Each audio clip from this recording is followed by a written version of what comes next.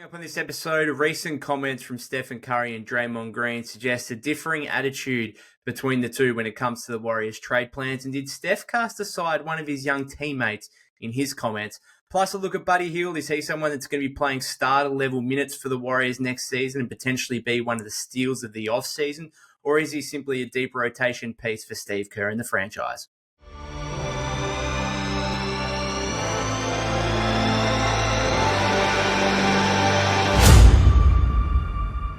Welcome back to the Golden State with Mates podcast. Before we get started, I wanted to give a quick shout out to a great mate of mine who runs his own business, and I'm wearing the jumper right now. But first and foremost, he is a sprinter and he's competing for Australia at the upcoming Paris Olympics. He is in the 4x100 men's relay. His name is Jacob Despard. Really looking forward to watching him compete. We started playing cricket together, I think in under 8s, I believe. And then at one of the first training sessions, our parents realised that we lived in the same street together, and we started hanging out, and we've been great mates for 20 years since, basically. So fantastic to be able to watch him perform here in the next couple of weeks, and looking forward to the Olympics in general. Obviously, I'm sports mad, so can't wait to sit up most nights watching it. Obviously, the basketball we're going to be heavily involved in, not just obviously from an Australian Boomers standpoint, but covering Steph with Team USA, Guy Santos playing for Brazil, of course. And then outside of that, probably swimming is the thing that I'm maybe most looking forward to. Australia, we generally do pretty well. Swimming is probably the sport we're strongest at, particularly on the women's side at the moment. So looking forward to that. Otherwise, let's get into some Warriors basketball. Not too much from a trade standpoint at the moment. We keep waiting on this market and stuff. There's no need to really go through it. There was some heightened anticipation yesterday when the Jazz waived a couple of players in Kenny Lofton Jr. and Darius Bazley, which had everyone speculating that there could be a trade imminent and that they waived those players to open roster spots for a potential 2-for-1 or most likely 3-for-1 trade, which we know if the Warriors do deal for Larry Markkinen, that's what's probably going to happen, and that Jazz would need those roster spots. But the reality is that they also waived those guys for financial reasons. They would have each made an extra or made a guaranteed $400,000 more each had they stayed on the roster beyond July 25. So clearly financial reasons behind that, not necessarily. It doesn't mean that they didn't do it to open roster spots for a potential trade in the next week or so here. But I don't think that I think the anticipation and the speculation that a trade was imminent, I don't think that was necessarily needed at the level that it probably was. But anyway, we just continue to wait. And as I keep saying, I don't think anything will happen here until maybe the last 24, 48 hours before August 6th, but I'm happy to be proven wrong.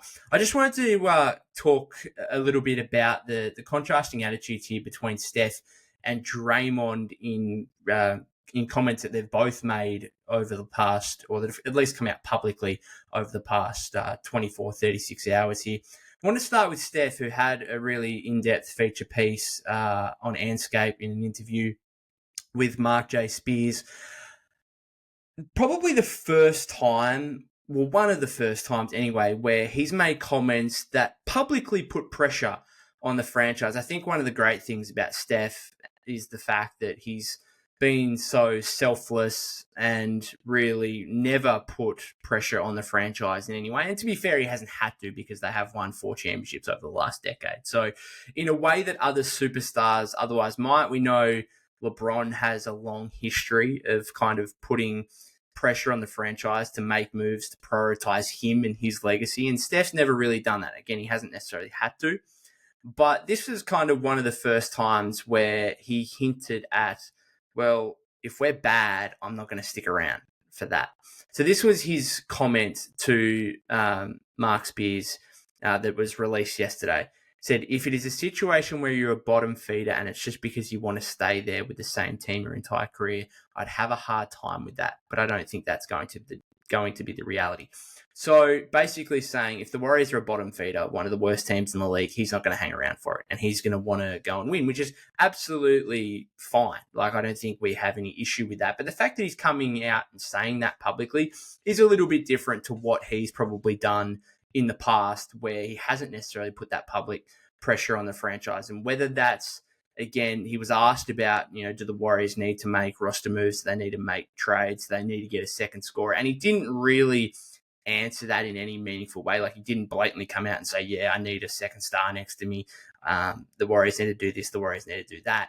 But I think in that quote that I just read out, I think that's enough to suggest that, hey, he's saying you've got to try your best here to be not only competitive, but try and get back to championship status. And I think, Steph is realistic enough to know that, he's not necessarily going to see it as championship or bust, but he is going to want the team to be in playoff action, in the realm of trying to make deep playoff runs. And the reality is that the Warriors over the last couple of years have gone from championship to 6th seed and second round exit to 10th and not making the playoffs. And so there is a bit of a free fall going on here over the past couple of years. And if that continues, then, we could see Steph ask out or something like that. I think he's putting that on the agenda as a possibility and making sure that the franchise knows that, hey, I'm not going to be content with anything. Like, I need this team to be good.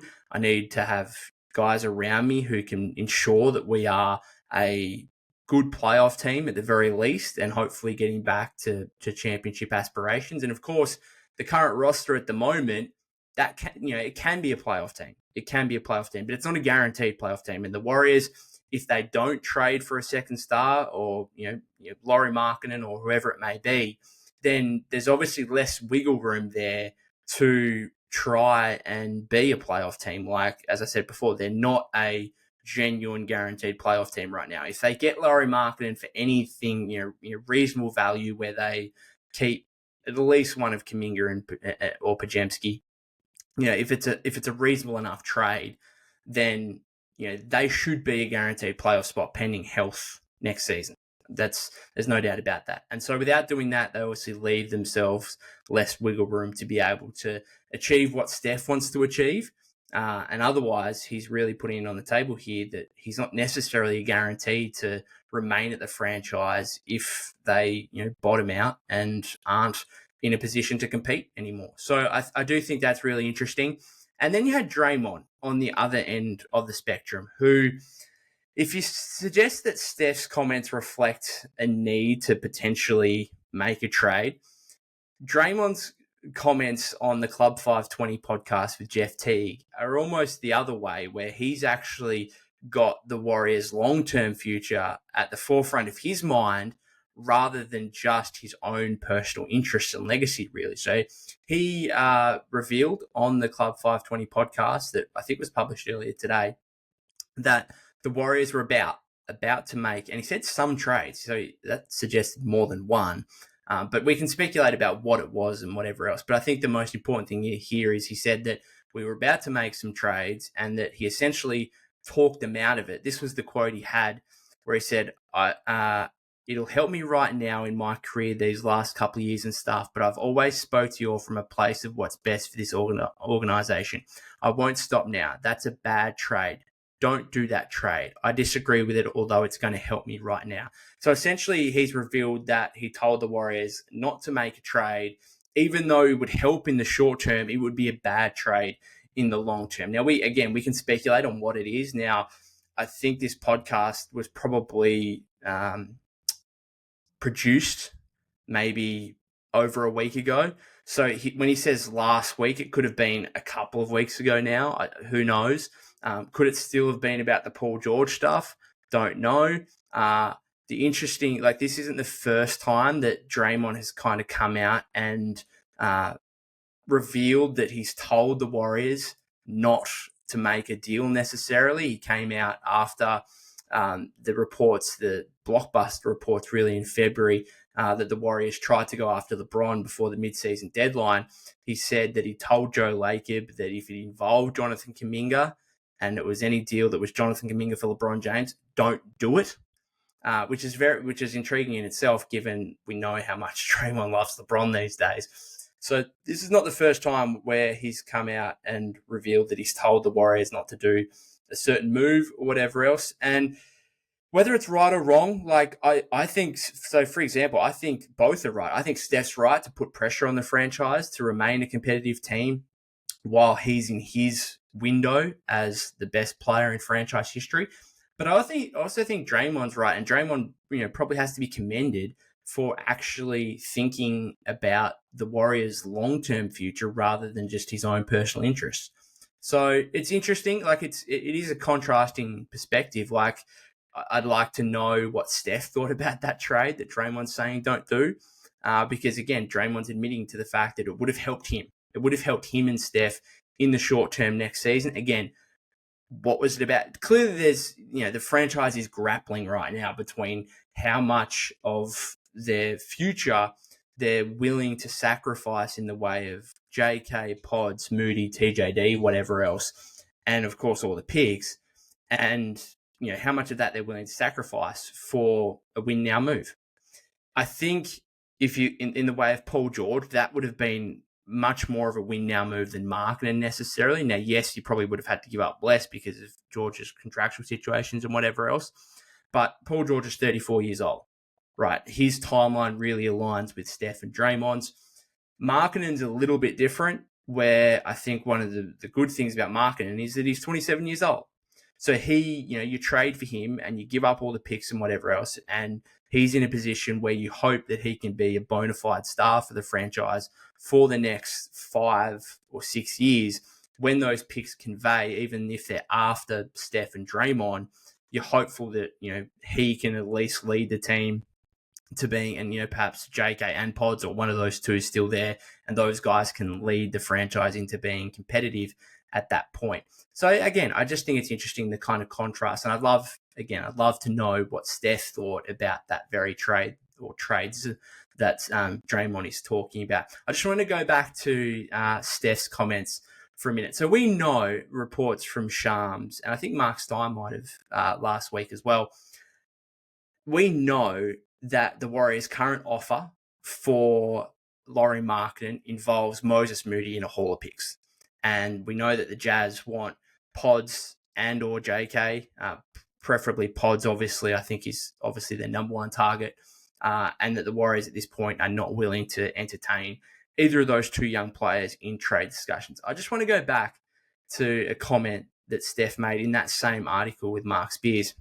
He said, "I always say I want to win, and I understand how hard it is to win in this league. What we look like, I don't know. It's hard to envision all the change that's happened. I know we have some talent that's ready to blossom with JK, BP, Trace." That last sentence. I know we have some talent that's ready to blossom with JK, BP, Trace. Where's Moody? So now this is me diving way too much into one sentence and a comment from Steph that he wouldn't have thrown that much thought into. I do still think, though, however, that it means something. It means something, the fact that he mentioned those three guys and not Moses Moody. I just think it's, and again, I'm buying into it too much. I get it. But even if it's, a throwaway comment, I do think it means something as, okay, when we're looking at these Warriors young players, instead of there being a young quartet, a young core of 4 players in JK, Moody, BP, and Trace, it's really a trio.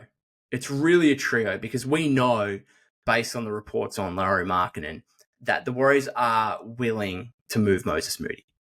And therefore, they don't necessarily see him as an integral part of their future. And again, I think Steph's comment just reiterates that to a point. It's interesting how if you lined up Trace Jackson-Davis, the 57th pick, and Moses Moody as the 14th pick going back to 2021, there is no doubt in my mind that Trace Jackson-Davis is worth more to the franchise right now than Moses Moody. He just is. And that's incredible to say. Again, he's 2 years older than Moses, for starters. He's obviously the second last pick in a draft compared to a lottery pick. But I think that goes to show you how much the Warriors are not relying, but value TJD at the moment for a couple of reasons. One, he plays a position at center, which the Warriors lack some depth. We know what happened to Loon last season. They've got Quinton Post. They've just brought in. They're relying heavily on Draymond to play big minutes at center. Like, they kind of need TJD, right? And he showed so much in his rookie year. He's very impressive. And also the fact, and I think this also goes down to the JK Pods comparison as well, is that Trace is on an incredibly team-friendly contract where he's got like 3 years, $6 million left. Moses Moody is coming into the fourth and final year of his rookie contract. He's extension eligible right now. You're still going to have to pay Moses in excess of 12, maybe $15 million a season. And even then, I don't think he'd necessarily accept it, because he should, if I was him, I'd be saying, no, I need opportunity to showcase I'm much better than that, and I can be a $20 million player potentially. I get that. So I think the financial reasons, the position of need for the Warriors in contrasting TJD and Moody, goes to show you that like TJD is more valuable to the franchise right now. And I don't think that necessarily is the case for rival teams. Like, if I was a rival team, I'd probably prefer Moses. I think he's got greater upside. I think he's already shown he can be a rotation player in the league. Can he be a guy that's worth $20 million? Maybe. Will TJD ever be a guy that's worth $20 million? Possible with how the cap's going and stuff like that. But right now, maybe not. But I don't know. It's just intriguing how, you've got the value of these 4 young guys, and the value based on how the Warriors and specifically Steph in this comment are talking, and what's happening in terms of the trade reports. The value of these guys really goes Pods, JK, and they're kind of in a group by themselves, then TJD, then Moses. And Moses is like not really part of the young core anymore. Like, they are more than willing to move on from him. And again, I'm reading too much into Steph's comment, but the fact he mentions the other 3 and not Moses, it's a telling sign. Telling sign to me when you've also got the trade reports from Shams going back over a week ago now that the Warriors' offer for Markkanen is centered around Moody and picks. So interesting.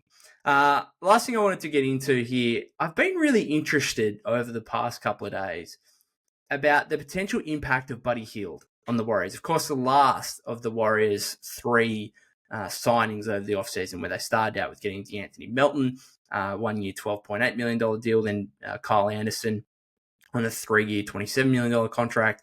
And then as part of the sign and trade that saw Clay go to the Mavericks, they get Anderson and Buddy Hield, who's on a 4-year, $37 million contract, which I think is a great deal. I think at the time, and I still think now, fantastic deal.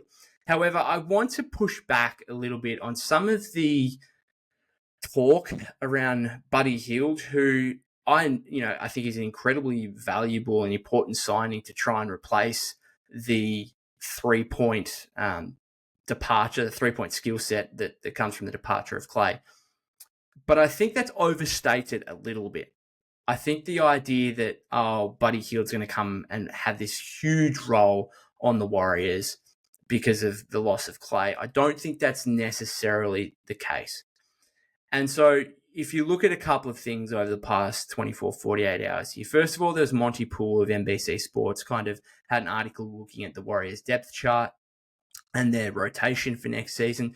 So his projections for kind of minutes here has Buddy Hield playing 22 to 28 minutes per game, in comparison to D'Anthony Melton playing 18 to 25 and Kyle Anderson playing 16 to 22. I don't have an issue with the Anderson one because he's in a completely different position to Buddy Hield. Like, that doesn't really come into it.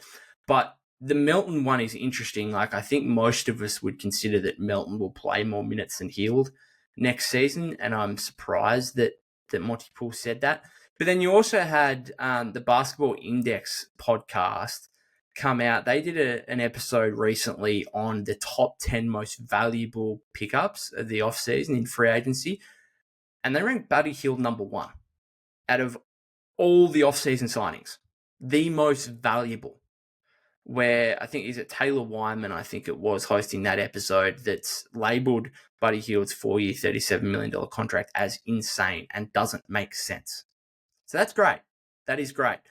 But I do think it's overstated a little bit the impact that he can have, because I think everyone just thinks, okay, they're going to replace Clay's 3-point shooting with Buddy Hield's 3-point shooting, and therefore Buddy Hield's going to have a big role. Not necessarily the same as Clay, but a big role nonetheless, like Monty Poole saying 22 to 28 minutes per game. I just think it's overstated, and here's why. So Clay averaged 9 3-point attempts last season. So Buddy Hield comes in. Is he going to take the majority of that? I don't necessarily think so. Just looking at a few other players here that are going to potentially try and make up the 9 3-point attempts per game. And the Warriors might not even necessarily need to. They might look at playing a different style where JK is more involved. He's obviously trying to get to the rim more. Therefore, the Warriors aren't taking as many threes necessarily as what they have done in the past. But let's just say you are trying to make up the 9 threes that Clay's departure brings. Start with pods. This is all based on whether or like the roster remaining the same, right? If they trade for Markkanen, then Markkanen comes in. He's probably taking 7-8 threes a game, and therefore you're nearly making up Clay's number anyway. But this is based on the current roster. So pods averaged 3.2 3-point attempts per game last season. That's going to soar. If he's still on the roster, that's going to soar because he's going to be playing 30 minutes a game. He's going to be playing more minutes again than he did last season, where he averaged, 26 or something already. But we saw in Summer League, huge emphasis on him taking more threes. And he took 6 or 7 per game across his 3 outings. Shot 40% from deep. Now, will he be able to shoot 40% during the regular season next season? Probably not. Maybe not, especially if the volume's high. But I do think the volume will be high. Like, I think it's going to jump from 3.2 to at least 5, maybe closer to 6. So all of a sudden, there's at least 2 threes a game in addition. Melton comes in. He's averaged over 5 3-point attempts in his last 3 NBA seasons. So I'm penciling him in. He's probably if he's fully healthy and available, I think he's taking 5 threes a game. So between Pods and Melton, there's at least 7.5 threes per game. The other one that I think is the most underrated one out of all this, who really needs to get back to being not just a good 3-point shooter efficiency-wise, but a high-volume 3-point shooter, is Andrew Wiggins, right? And I think Draymond came out on his podcast and said he expects a bounce-back season from Wiggs, and much of that has to do with his 3-point shooting. Here are the numbers, attempts-wise, from Andrew Wiggins in the past few seasons. It goes 6.2, 5.2, 5.5, 6.1, and 3.6. That's a huge outlier, that 3.6. Everything else is between 5.2 and 6.2 3-point attempts per game, and he had 3.6 3-point attempts per game last season. So history would show you that Wiggs should be getting back to 5 or 6 3-point attempts per game next season. So all of a sudden, there's another 2 3-pointers. And between Pods, Melton, and Wiggs, there's around the 9 3-pointers that you're missing from Clay. And that's not factoring in Buddy Hield whatsoever. Then you got Moses Moody. If he's still on the roster, I'd hope that he's playing more minutes again next season. He averaged 3 3-point attempts per game last season. If he plays any kind of significant minutes where he's averaging 20 minutes a game, that's going to jump to 4 or 5 3-point attempts per game. He's one of the best shooters on the Warriors roster, which might say more about the Warriors roster than Moses necessarily, but nonetheless, that's a fact. So all of a sudden, like, you're talking about a number of players who are going to take major leaps 3-point wise. And I get they're not necessarily going to be the absolute genuine sharpshooter that Buddy Hield is, and that you're going to need Buddy Hield in certain scenarios. Absolutely. But I do think it's overstated a little bit, the fact that, okay, Clay's 9 threes per game, they're out the window. And so you're just going to bring in this one guy who's going to do the exact same. And Buddy Hield's averaged, I think he was at 7.5 attempts per game last season, and that was pretty low, or it might have been the year before. Anyway, he's a guy that can take 7-8 threes a game. I just don't think the Warriors necessarily need to do that. I don't think he's necessarily going to be out there for 22, 28 minutes per game. I think he's more of a 15 to 20. And then if he's really feeling it, yeah, sure, 20, 25, maybe even upwards close to 30. And then if he's not feeling it, like, he might be out of the rotation in the second half, kind of thing. If he has a poor first half, like, the Warriors are that deep. I just don't see Buddy Hield playing 22, 28 minutes per game. I'm happy to be proven wrong. Maybe the Warriors really badly need his shooting because, of course, it's not just about how many three-point attempts you're making and taking. It's how defenses are guarding you, right? Are they respecting you from beyond the arc? And we know the defenses are going to respect Buddy Hield far more than they are Brandon Pajemski, Andrew Wiggins, DeAnthony Melton, right? But then what those guys give you elsewhere in terms of Melton and Wiggs and on defense, even Wiggs is a kind of a secondary shot creator. We know that at his best, the Warriors can give him the ball a little bit and he can go make a play. And then Pods as well with his playmaking, ability to take charges, rebounding. Like these guys are all multifaceted compared to Hield just being really primary, just a three-point shooter. So I'm interested. Let me know what you think in the comments if you're watching this on YouTube. Do you think Buddy Hield's going to have a huge role on the Warriors next season where this does eventuate as him being one of the steals of the offseason? He plays 25 minutes a game. He's putting up 7-8 threes a game, this kind of thing. Or do you see him more as 15 to 20 minute guy, might play a little bit more if he's feeling it, might play less if he's not feeling it, and he's the 8th or 9th man in the rotation? Let me know what you think. I think it might be more of the latter. Again, I'm happy to be proven wrong, but it is interesting how different people are viewing his potential impact for the Warriors next season. Other than that, guys, I'll finish it up there. Thank you very much for listening or watching to this episode. If you haven't subscribed to the YouTube channel, that would be greatly appreciated. You can follow me at POC252. That's POK252 on X/Twitter. And I'll see you in the next episode.